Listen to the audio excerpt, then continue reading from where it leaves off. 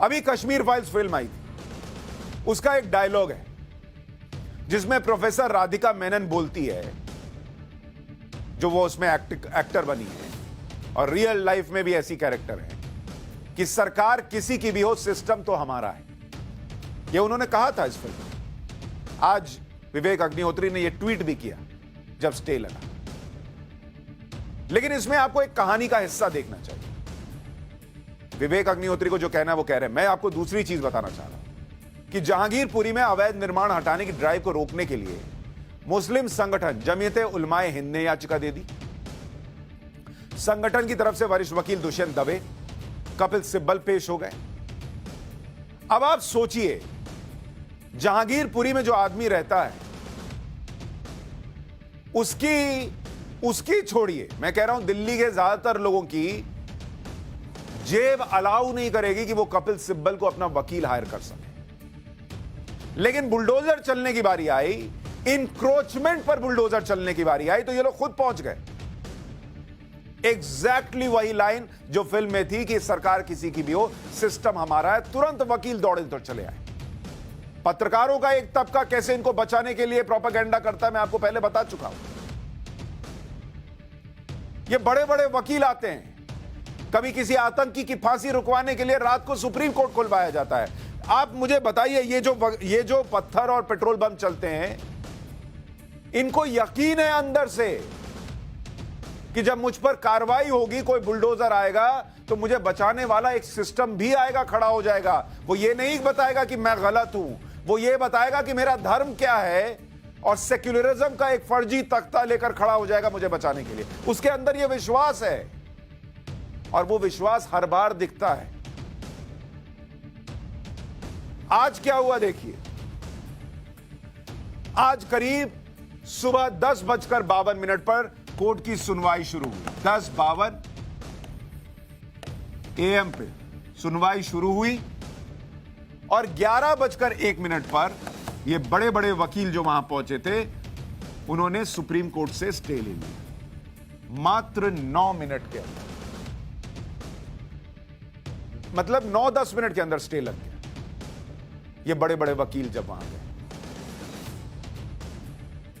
Supreme court ने जिन वकीलों ने अतिक्रमण हटाने की ड्राइव पर रोक लगाने के लिए दलीलें रखी, वो पावरफुल और बड़े वकील हैं। ये वकील कानूनी दांवपेच जानते हैं।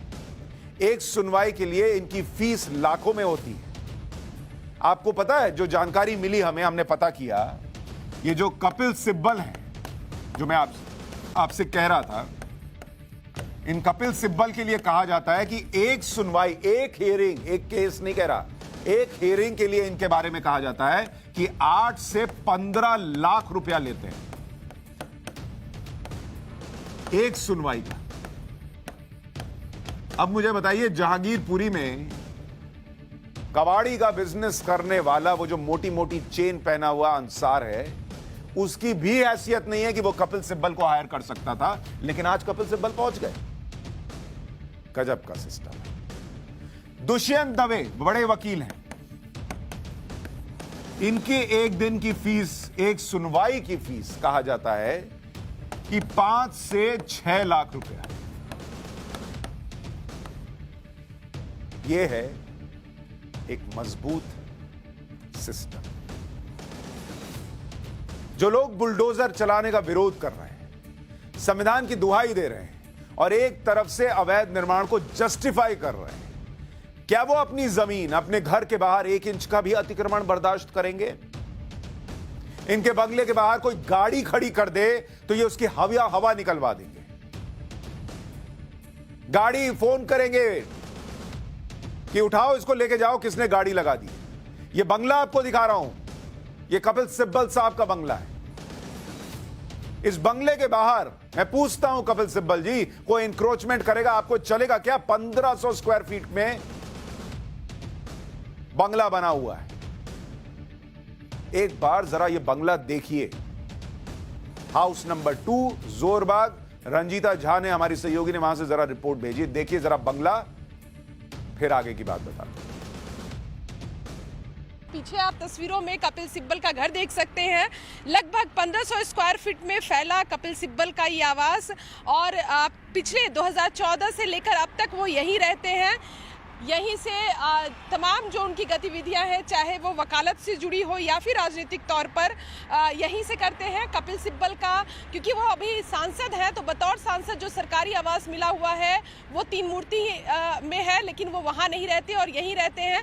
बताया ये जाता है, कई बार ऑफ रिकॉर्ड भी कपिल सिब्बल ने ये कहा है कि ये जो उनका आवास है ये रेंटेड है, ये उनका अपना आवास नहीं है।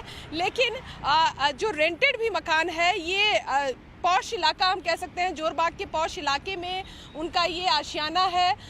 लगभग 3 स्टोरी बिल्डिंग है ये, जिसमें सबसे ऊपर इन्होंने अपना जो ऑफिस है वो बना रखा है, और 2 जो फ्लोर है वो उन्होंने पर्सनल यूज के लिए रखा हुआ है।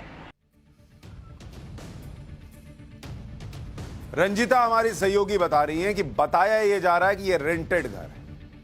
चलिए मान लिया रेंटेड घर है, और मुझे कोई दिक्कत नहीं है, कपिल सिब्बल की अपनी कमाई के पैसे का घर है भाई, वो इसमें रहें, वो और पैसा लगाकर ताजमहल रेंट पे ले ले, उसमें रहें, मुझे कोई दिक्कत नहीं।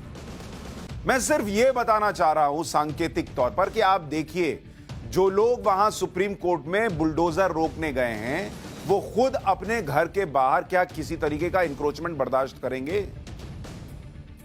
इंक्रोचमेंट छोड़िए, जिनके दिलों में आज बहुत दर्द है कि वहां बुलडोजर चल गया, उनमें से 15 दुकान वाले को भी कपिल सिब्बल साहब अपने घर में आज एक रात भी गुजारने देंगे? अरे जाइए, नहीं गुजारने देंगे। यह है सच इस दुनिया का। जो मैं आपसे कह रहा था, 15,000 स्क्वायर फीट का यह घर है, कहीं 1500 लिखा था, उसको ठीक कर लीजिएगा, 15,000 स्क्वायर फीट का घर। लेकिन मैं सिर्फ इतना कहना चाह रहा हूं कि जब कोई मदद के लिए आता है तो ये समझिए कि वो वाकई आपके लिए खड़ा हो रहा है क्या? चाहे आप हिंदू हो, चाहे मुसलमान हो, सिख हो, ईसाई हो, क्या वो आपके लिए और इस देश के लिए खड़ा हो रहा है क्या? वो सिस्टम देश में बेहतर करने के लिए लड़ रहा है क्या?